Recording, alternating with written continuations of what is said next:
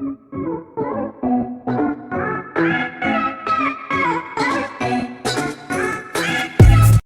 you think you might have a narcissist in your life?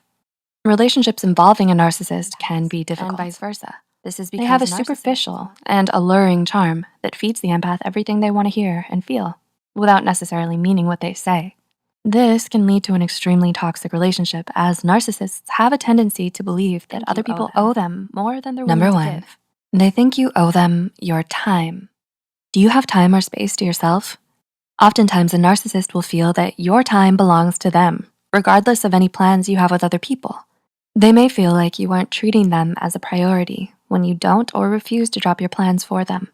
And this doesn't go both ways, as they won't give all of their time in return. Number 2 is a one-way street for narcissists. They may have a tendency to manipulate or take advantage of your good nature and expect you to always be kind and understanding to them, no matter how hurtful they may be to you. Number 3, they think you owe them your attention. Do they seem to expect attention to be given to them all the time, no matter how busy you are? A lack of attention in their direction may cause them to question your priorities and loyalty to them. And again, they won't care if they reciprocate it or not. Number 4, they think you owe them your companionship. Narcissists have a tendency to isolate you from your family and friends. Even if you're not physically together, they may still expect you to message and call them throughout the day to maintain your attention. Since they want you to believe that they are the most important person in your life, they'll consistently try to push themselves onto you. Number 5, they think that you are responsible for everything, including their own wrongdoings. Compared to other people, narcissists appear to have a very large sense of entitlement. Not only do they expect you to take responsibility for their own actions and well-being, but they'll also blame you for all the bad things that are happening to them. And if you don't take accountability for their own wrongdoings, they'll think you don't care about them and that you're not acting in their best interest. Number 6, they think you owe them your guilt. Narcissists enjoy playing the victim and want people to feel sorry for them. Whether you've done something wrong or not, they'll try to purposely make you feel bad about yourself.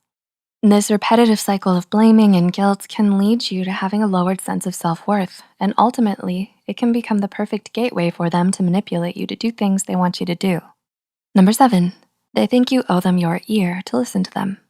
Narcissists tend to think only about themselves, and so will expect you to always be there for them whenever they need to vent or talk about their frustrations. They may make you feel as though it's your duty to listen to their complaints all the time, and it's unlikely, but on the off chance that they do, it may be because there's some kind of incentive in it for them. Number 8, they'll make you think you're indebted to them. Did they seem like the nicest person on earth when you first met them? It's hard to tell whether someone is a narcissist or not because they often act really nice and kind at the beginning. However, after some time, they may start to make you believe that they're the only person who has and will ever be good to you, that no one else will ever treat you as well. For this reason, you may end up staying in a relationship with them, even if they seem to be doing more harm than good to you. Number 9, they think you owe them your freedom. Are they the ones who decide what you wear, where you go, or what you do? Controlling behavior is associated with narcissism. This may mean that they will try to make decisions for you instead of respecting your wishes. This can have a number of negative effects on you, including hurting your sense of self-esteem and making you question yourself. Essentially, they want you to be completely dependent on them to the point that you need to stay with them to survive. And number 10, they think they own you. As a result of all the previous points, this is the end game and the harsh truth. The narcissist wants to feel like they own you and that they can do whatever they want with you. Their tactics to manipulate and to guilt you into doing things that they want you to do ultimately make it hard for you to break free from them. Do any of these points sound familiar to you? Well, we hope this video has helped you understand a little bit more about relationships that collectively describes specific and often severe side effects of narcissistic abuse. Many experts acknowledge narcissistic abuse can have a serious, long-lasting impact on emotional health, although it is not recognized as a mental health condition. As a result of chronic abuse, victims may struggle with symptoms of PTSD or complex PTSD. If they had additional trauma, such as being abused by narcissistic parents, is a term that collectively describes specific and often severe side effects of narcissistic abuse. Many experts acknowledge narcissistic abuse can have a serious, long-lasting impact on emotional health, although it is not recognized as a mental health condition. As a result of chronic abuse, victims may struggle with symptoms of PTSD or complex PTSD if they had additional trauma, such as being abused by narcissistic parents.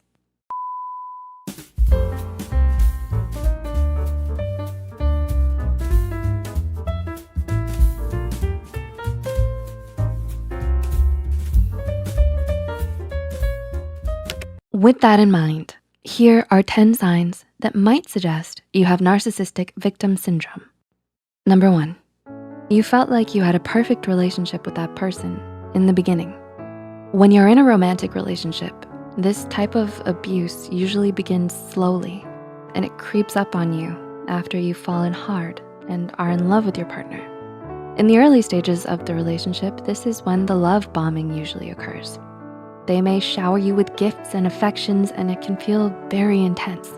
Then, slowly, manipulative tactics start to invade the relationship and will replace the love bombing.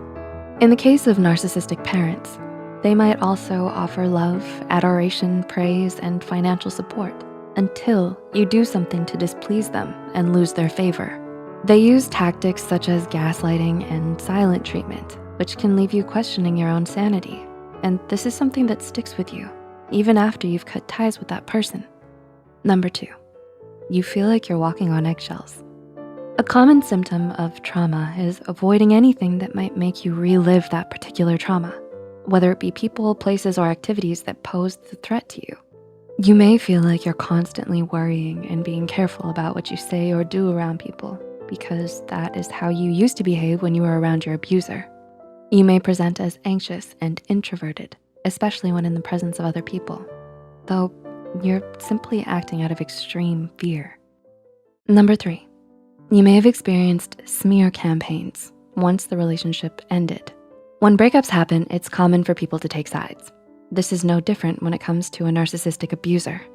They will twist your words and tell their version of the story to others to try and get them to feel sorry for them. They can often drum up support from your loved ones by insisting that they only have the best interest at heart. Then, when you try to talk about the abuse that happened, your loved ones might side with the abuser over you.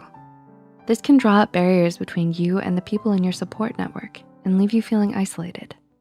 Number 4, you feel isolated and vulnerable.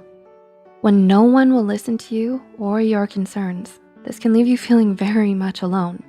When you feel alone, you're vulnerable to further manipulation from your abuser.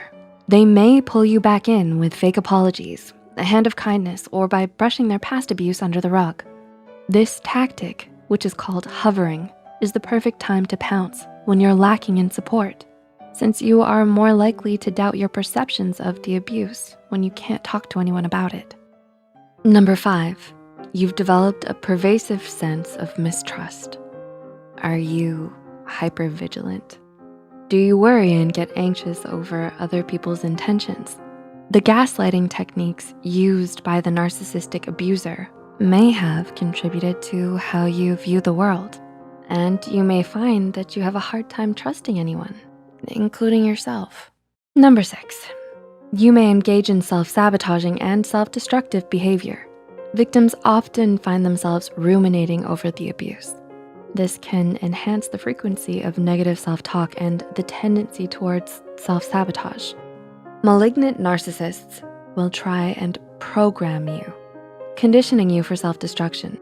This could potentially lead you to engaging in risky behaviors, such as self-harm or even suicidal ideation. You might have developed a knack for punishing yourself because of the toxic shame you carry, put there by the hypercriticism and verbal abuse of your abuser. If you feel like you're lacking in any motivation to pursue your dreams and goals, then this could be a result of narcissistic abuse. Number 7, you may experience unexplained physical symptoms.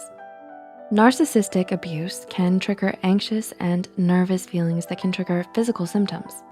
The stress of chronic abuse may send your stress levels into overdrive, and as a result, your immune system may take a severe hit, leaving you vulnerable to physical ailments and disease. You may notice symptoms such as appetite changes, nausea, stomach pain, muscle aches and pains, insomnia, and fatigue. Number 8, you may have issues setting boundaries. The experience of narcissistic abuse can often leave you with little respect for boundaries. This may be because when you tried to set boundaries in the past, you may have been met with challenges from the abuser, who gave you the silent treatment until you did what they wanted. Once you end the relationship or gain distance from a narcissistic parent, you promise yourself that you won't answer their calls or physically see them at all. However, even if you've tried to cut ties, your abuser is confident that they will eventually wear you down because you've set aside your boundaries with them so many times before. If you've experienced narcissistic abuse, you might also have trouble setting healthy boundaries in your relationships with others in the future. 9, you may be questioning your own identity. When facing abuse, many people adjust their self-identity to accommodate an abusive partner. You may have stopped doing things you enjoy or spending time with friends and family in order to better appease your abuser. These changes can often lead to a loss of identity during and after the abuse. It's not uncommon for victims of narcissistic abuse to experience dissociation and detachment from the physical world. Dr. Vanderklok writes in his book titled, "The Body Keeps the Score." Dissociation is the essence of trauma. The overwhelming experience is split off and fragmented so that the emotions, sounds, images, thoughts, and physical sensations take on a life of their own. Oof. Number 10, you may find it hard to make decisions. When there has been a negative pattern of devaluation and criticism in your life, you might have very little self-esteem and confidence in yourself. Narcissistic abusers can make statements that imply that you are unable to make good decisions. Abusive partners may have called you stupid or ignorant, or they might have insulted you with a false and affectionate tone. They can manipulate you into believing you imagine parts of reality, making it seem less important than it actually is.